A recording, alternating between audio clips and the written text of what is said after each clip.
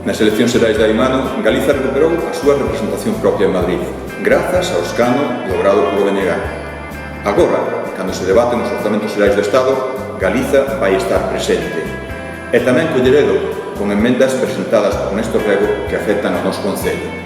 A recuperación ambiental e a regeneración da ría do Burgo, a conexión da autostrada AP9 co Burgo e o aeroporto de Alvedro, a conexión por tren do centro logístico co de transporte de Culleredo para desenvolver unha auténtica cidade do transporte, o apeadoiro do tren en Fonteculler, a creación dunha infraestructura verde nos terreos da Bunge, o apeadoiro do tren en Boedo e a mellora da insonorización e da mobilidade na contorna da AP9 no Burgo, en Vilaboa, en Castro e en Nalaxe son algunhas das cuestións de Culleredo que imos levar para que sexan incluídas nos orzamentos xerais do Estado.